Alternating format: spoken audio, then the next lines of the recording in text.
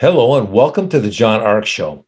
Today's episode is called Alarming New Trends on Wall Street.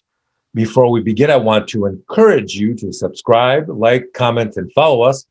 We're going to have lots of great celebrity interviews coming up, so I encourage you to click on the notification bell so you can be notified every time we upload a new episode. I'd also like to tell you about HollywoodIsCalling.com. It's a great service that allows you to purchase live phone calls from your favorite celebrities, so check it out. There are more than 100 stars to choose from. A live 15-second call is $19.95, and a live 30-second call is $29.95. So give it a try. HollywoodIsCalling.com. Now, let's get started. We're seeing some alarming new trends on Wall Street that are even more disturbing than the things they've been doing up until this point. First, there is an explosion of naked short selling going on. Naked short selling is when a firm sells stocks it doesn't really own. That's right, it doesn't really own. In other words, they use accounting tricks to sell more stocks, sell more company stocks than actually exist. Now, this is legal, but believe me, it's just accounting trickery. Elon Musk tweeted about this recently when he said it's illegal to sell a house you don't own. Why is it legal to sell stocks you don't own? Makes too much sense, doesn't it? The answer to that is that it may be legal, but that doesn't mean it's healthy or contributing in some productive way to the economy. Oftentimes, just the opposite is true. The next disturbing thing we're seeing on Wall Street is how some people and institutions are making such obscene amounts of money that they are buying assets that they really don't want or need. They only purchase them because they increase in value faster than simply keeping that same money in the bank would. If you keep your cash in the bank, then you will make almost no interest and no return on your money.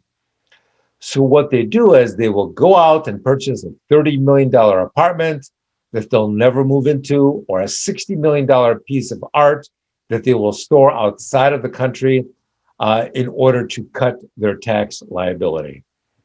Those are just a few of the many reasons they will employ in order to justify the garbage they purchase. The next thing we're seeing on Wall Street is guys moving to Puerto Rico to dramatically reduce their tax bills. By moving there, they can lower their income tax rate to 4% and get rid of their dividend tax and their capital gains tax. But the trick is you actually have to move there. You can't just claim to have moved there because they will verify it. Now, this is legal, but really, is it right? Well, you be the judge. Another thing we're seeing more and more of is people buying or investing in Bitcoin rather than some tangible assets. It's not just Bitcoin, it's Dogecoin or other cryptocurrency as well. These are purely speculative plays. People are investing in these coins because everyone else is in them, and all that's driving the prices up. Once the bubble bursts, you are going to see vast amounts of money and wealth disappear.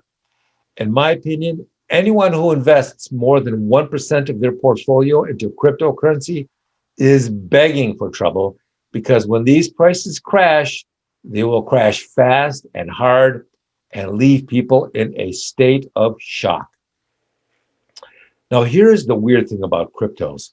If you were to go to a casino, which, by the way, that's really all the stock markets and the crypto markets are. They're just casinos, make no mistake. But if you were to go into a casino and put $50,000 down on the roulette wheel and then lose it, then most people would understand that that is a real possibility. But not many people really truly believe or understand that something similar can happen when you buy crypto coins. You can literally vaporize all your money and have very little to show for it. The next alarming trend we're seeing on Wall Street is a lot of these really expensive apartments that the super wealthy have purchased as an investment have become unsellable. They've turned into financial boat anchors. There is no rush to go in and start buying them again in New York. Now, a lot of high end brokers will tell you that now that prices are so low that they're selling well again, but I don't believe it because nothing has changed. Crime in New York continues to rise.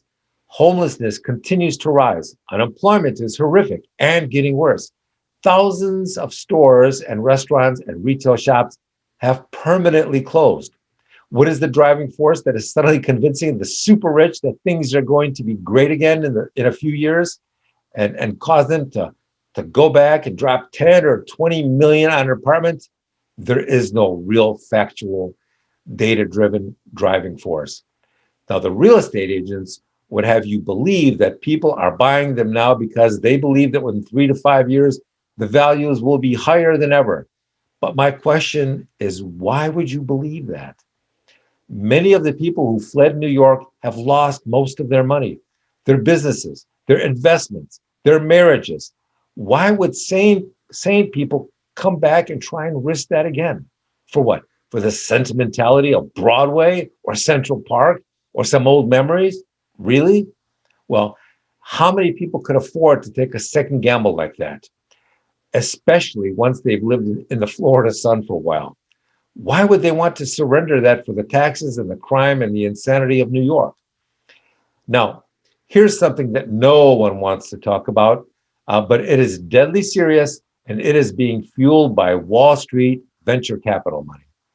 Right now, there are a number of companies across the US and overseas who are frantically developing the next version of both artificial intelligence and advanced robotics. Now, when people watch dancing robots or robotic dog videos on YouTube, they smile and they think, that's cool, that's interesting. But that's not the point. The point of all this robotic technology is to replace high paying jobs. Now, normally, when you say high paying jobs, most people with 4 to 6 year degrees think that it won't affect them. They still believe that robots are going to replace factory workers or restaurant workers or factory welders or something like that. But that was already done years ago. That's happened. That's the past. Now, this next generation of AI-driven robots is designed to go after six-figure jobs in America and elsewhere.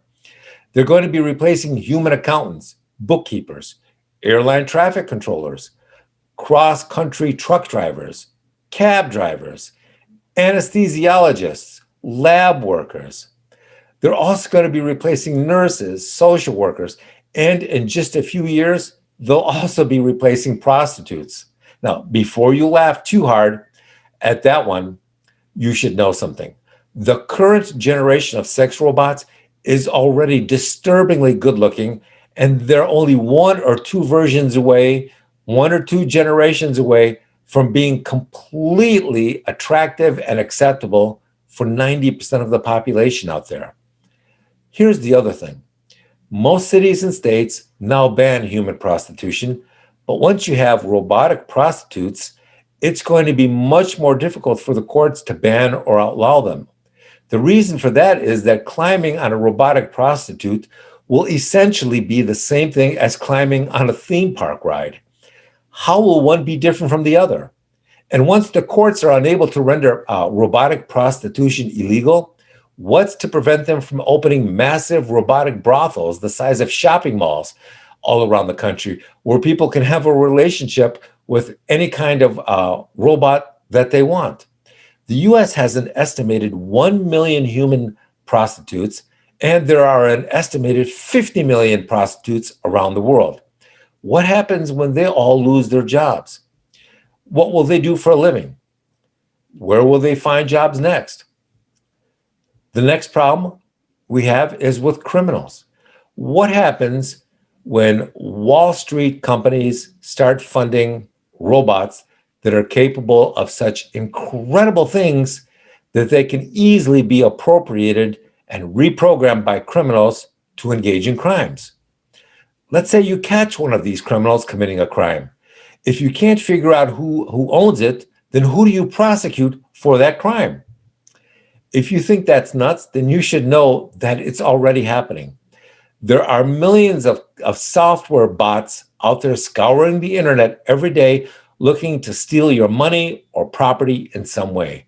No one knows who created or who benefits from them, from these software crimes going on. It will only be a matter of time before physical robots walk these streets looking for someone to victimize. That day is coming very soon.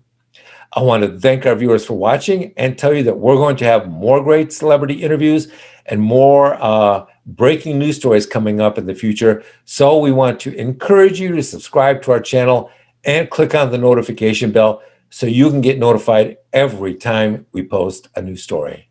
Thank you.